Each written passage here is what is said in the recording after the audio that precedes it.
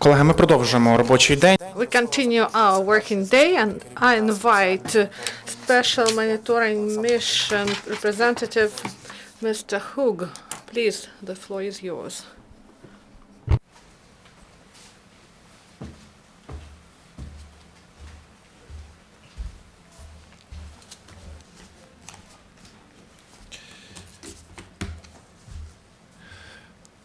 Dear friends, thank you for coming today to this briefing. As usual, I will start with an overview of the latest developments in Donbas. The wider Horlivka area remains highly volatile since I last spoke to you. Most of the violence was centered on areas to the west and northwest of the city in the week before last. Since I last spoke to you, however, we also have been noting many ceasefire violations in the areas to the northeast of the city. On 20th of January, for example, we recorded 43 undetermined explosions there in less than an hour. The SMM continued to note with concern the fighting in Zaitsevo, a small settlement at the edge of Horlivka. Just this Wednesday, our monitors observed damage to a civilian housing in the village, noting the use of 82 and 120 millimeter mortars. These are proscribed weapons under the addendum to the Minsk package of measures. The day before, in a hospital in Horlivka, we met with a 50-year-old resident of Zaitsevo. He had earlier that day set up a booby trap in the village. He had shrapnel wounds to his left upper leg. Others from the village have suffered too. We have over the past couple of months seen other Zaitsevo residents in the same hospital.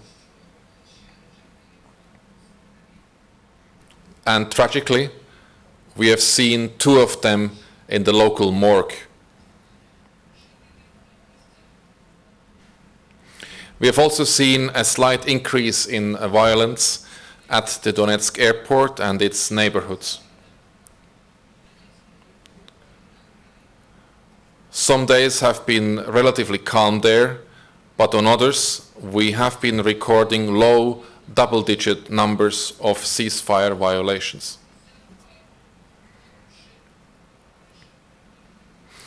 Dear friends, I have been reluctant to designate the triangle Kominternovo-Pavlopil-Oktyabr, northeast of Mariupol, as a hotspot. I hope that rising tensions there, following forward positioning of men and hardware by both sides, could be contained. I regret to say, however, that the SMM is increasingly observing violence in the area. Shelling and small arms fire is still mostly sporadic. But we did note some very worrying incidents, and on 20th of January, for example, we heard approximately 25 artillery explosions in the vicinity of Kominternovo. Such escalation is not surprising when heavily armed men face off against each other in close quarters. As I've done in the past, I again call on the sides to immediately disengage. A similar dynamic is at play around Marinka, just southwest of Donetsk city. This area holds military value, a key perhaps to unlocking the ongoing standoff in areas to the west and northwest of that city. It had always been fraught with tensions there, especially so following a major offensive there in June last year. Recently, we even had an SMM patrol fired upon there. We also know snipers operate there. We did in fact spot 5 so-called DPR members armed with sniper rifles in the general vicinity. More worryingly, we have indications that hardware being deployed and others already there being readied.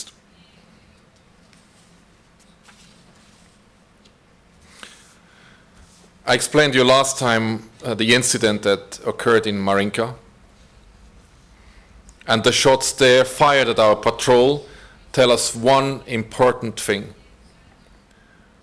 Somebody there does not want the SMM to see what is going on. And so we were also stopped by so-called DPR members on the 21st of January close to Ternove.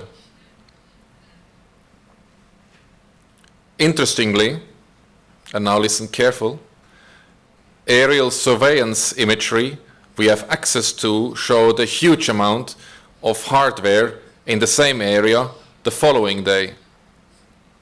We saw 40 tanks, 115 armored vehicles, 35 artillery pieces, and 50 military-type trucks there. Somebody also does not want us to see what is going on in the border areas. Sometimes we are allowed there, but not without so-called LPR members first demanding to know our initiatory and then calling ahead. Even so, we are often denied passage. Часто нам не дозволяють потрапити на ці території. Such practices clearly contravene the SMM mandate. They also violate the principles of parity and randomization enshrined in the addendum to the Minsk Agreement. They must stop. Instead, though, they are getting worse. We are now seeing so-called DPR members demanding passports from us. This increases the wait time and precludes some from passing. Passport control within Ukraine of this nature clearly goes against the spirit and letter of the Minsk Agreement. Putting more obstacles in the way of peace is not an option.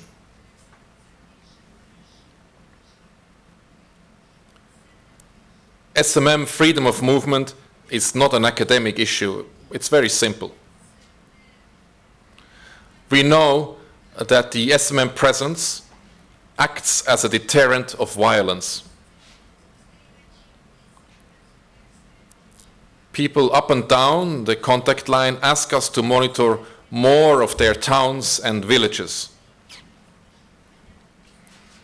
They tell us they notice a decrease in violence when we are there.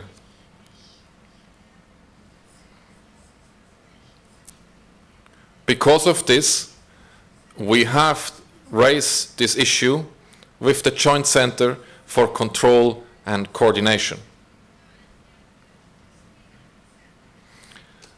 Their response has been less than adequate.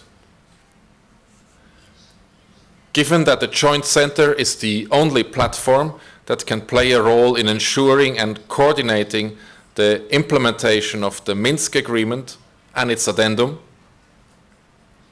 including guarantees for the SMM's freedom of movement, this is unacceptable.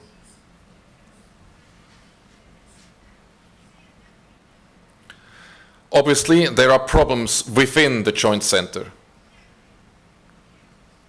If it is to fulfill its potential, it needs to stop being disjoint. It needs to live up to its name. It needs to jointly work at making peace happen.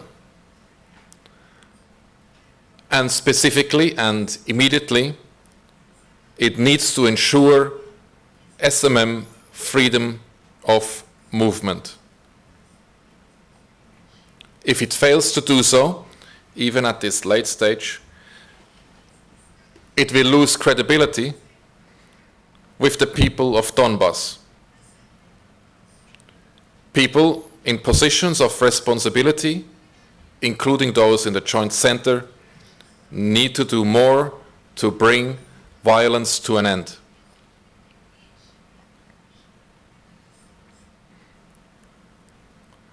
They also owe this to the hundreds of thousands of people displaced from the contact zone, or the conflict zone. Many of those internal displaced persons live in appalling conditions. Our monitors visited some of them in a collective center here in Kiev. 82 people have been living there without electricity and heating since 18th of January because of unpaid utility bills. These people just want to go home, and it is up to all of us to make sure that they can. At the end here, as usual, I would like to inform you about the latest mission numbers. As of today, the mission counts 688 monitors, of which 544 are deployed in the east. In addition, there are 292 national staff and 77 other international staff working for the mission. Thank you for your attention. Дякую, пане Хук. Джей колеги, Thank you, Miss. ще питання або уточнення? Є одне, Якщо можна лаконічно. TSN 1+1, Olena Matsutska, can you specify about Marienka? You told about the shells, who fired and from which side. You notice 40 tanks and 35 artillery devices. What party was shelling? Question. And these two are separate parts of my statement. With regard to Marinka, we have clearly seen that the sites are very close to each other in that location. We have also seen incidents that affect ourselves in Marinka. On the 16th of January, one of our patrols got fired at. We have not identified the perpetrator of this attack. We have requested the Joint Center for Control and Coordination to investigate this attack. It is up to the military leadership on both sides to look into these incidents. The mission is no police force who does investigate. It is up to the sites to ensure its safety. If neither the so-called DPR or the Ukraine armed forces are following up on this incident, they will lose credibility. And we need everyone involved in this process to maintain credibility. With regard to Ternove, that's an area controlled by the so-called DPR,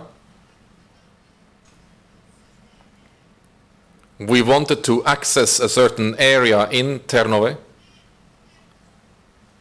That happened on the 21st of January.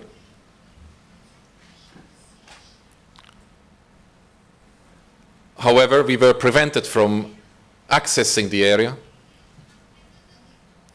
But we have seen on aerial surveillance imagery that there is lots of military hardware in the area. And I repeat again, this included 40 tanks, 115 armored vehicles, 35 artillery pieces, and 50 military type trucks. Thank you. Thank you, Mr. Hook. We're going to finish our press conference at this point and looking forward to seeing you next week. Okay. Thank you. Thank you. Колеги, на цьому ми закінчуємо прес-конференцію і робочий день на сьогодні. The information about briefings for today will be available at our